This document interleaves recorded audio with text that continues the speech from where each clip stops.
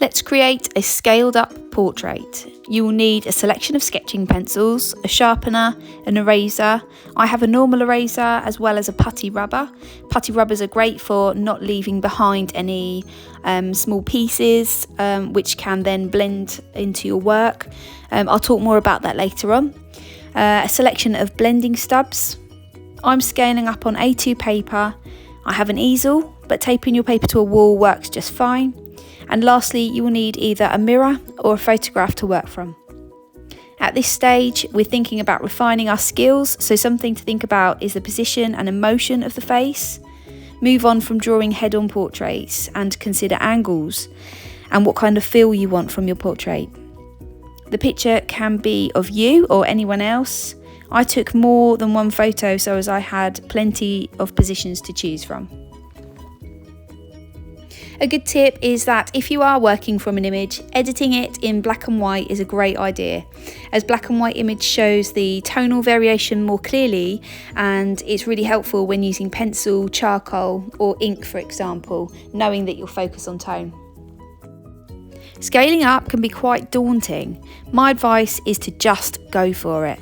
There are different ways to make it slightly easier. You could use the grid method if you aren't confident. I've photocopied a grid onto acetate. You can draw over acetate or tracing paper with a black marker. I would then draw the same grid on my paper, increasing the size times 2 or 3, so as it fits in the same way. It's important to remember when scaling up that the ratio still needs to be the same. So what I mean is that the paper should still be the exact same shape, although it is not the same size. This will help keep the same proportions. A common mistake is that people tend to start with a certain point, like the eye for example, spend far too long adding detail and then work outwards. Don't do that. This can be problematic as you may not have got the position right, and you may find that your portrait doesn't fit or doesn't look quite right compositionally. Start with lightly sketching the face shape and all the features. Keep sketching over and over until you're happy with the proportion and the composition overall. Notice how I'm using my pencil to work out the size of different features in comparison to other features.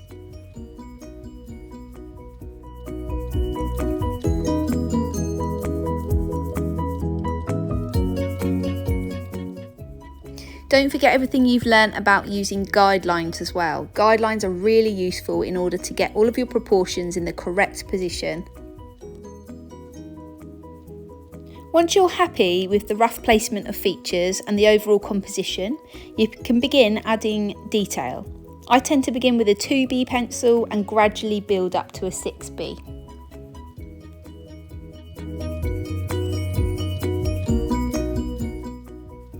I think naturally I always begin with drawing one of the eyes and then I work away from that point. And I think that's quite common actually. But I'm going to just work on adding all of the detail to this right eye. I am looking at my photograph more than I'm looking at my drawing, so I can't stress that enough. You should be looking at your photo or in the mirror if you're working from a mirror, looking more than your drawing. So I usually say 60% of the time looking at the reference and 40% looking at the drawing itself. If you don't do this, you are not going to get a very good likeness. You will be so surprised at how different your work can look if you're really looking at what it is you're drawing.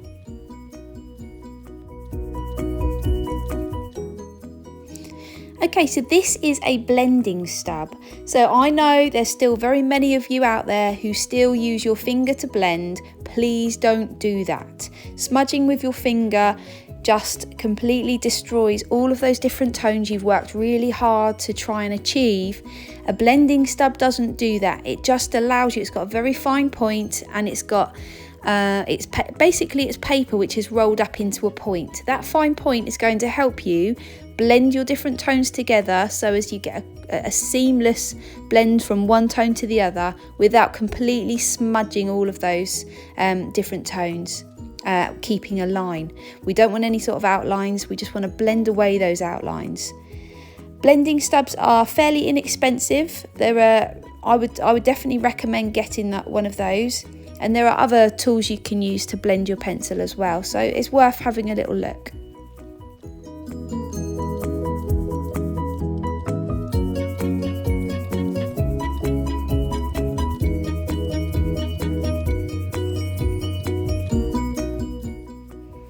You'll notice that my photograph started off at the beginning of the task, pinned up beside my drawing, and you'll see that I have taken it down, I'm holding it, and I'm constantly referring to it. Don't be afraid to move your drawing or your mirror as much as you need to.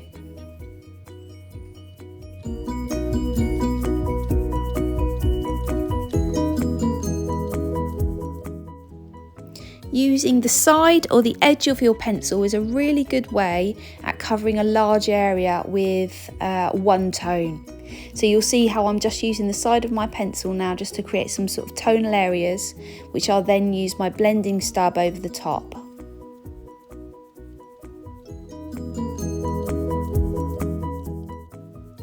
I absolutely love getting to the point where I can start adding some really dark tones and detail using a 6B pencil.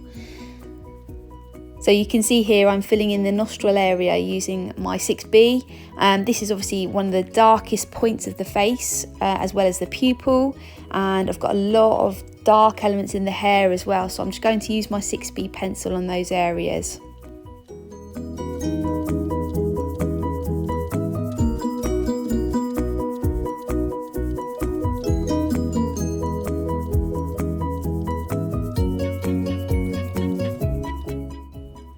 When drawing eyebrows, it is important to remember that they are individual hairs. You can start with a mid-tone just to get the shape right, but use a nice sharp pencil to show all of those different individual hairs, making sure that they're going at slightly different angles as well. They're not all going at the exact same angle. You'll notice that at this stage in my drawing, I have got a clutch of different materials in my left hand, which I am rotating.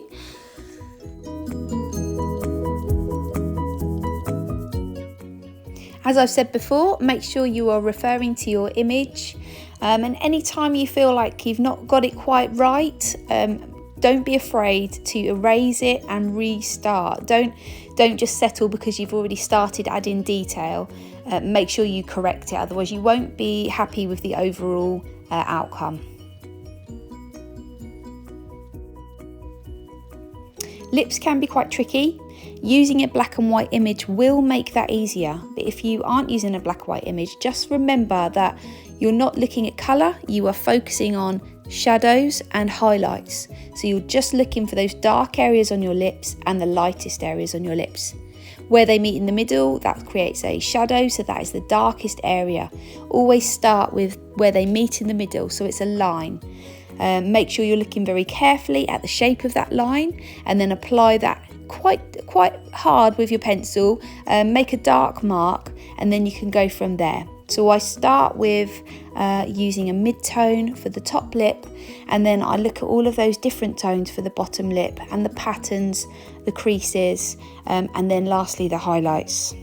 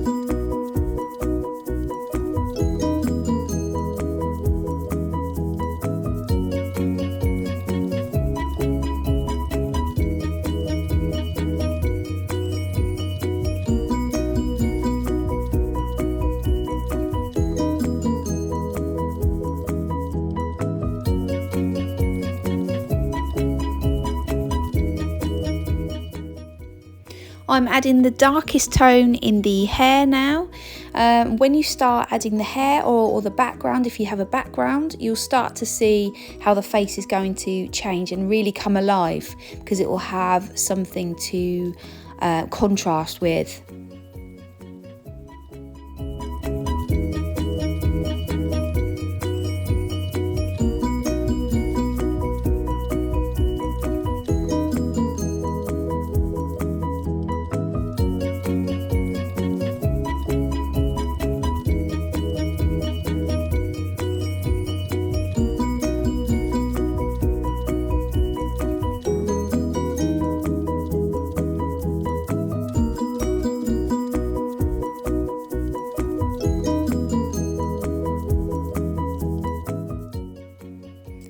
Hair can be quite a tricky element of a portrait. My advice is to firstly mark out your hairline if you haven't already, then fill that area with a mid-tone.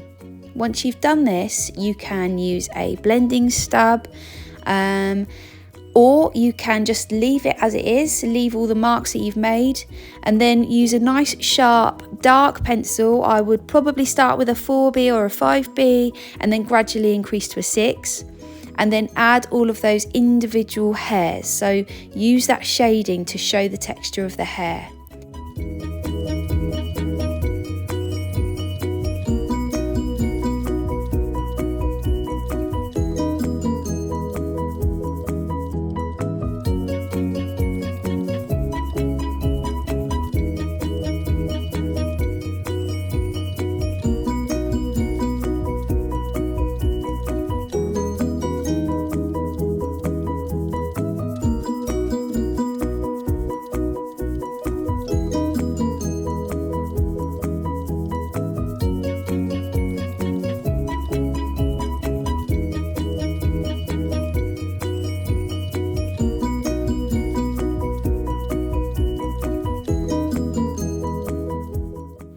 A putty rubber is useful because you can manipulate it into shapes, making a nice fine point for adding highlights. And you can spend as long as you choose on your portrait. When you're finished, you'll just know. But there we have it. That's my end result, and I'm quite pleased with that. I hope you found this tutorial useful. As ever, if you do need any further support, do get in touch. I look forward to seeing your work.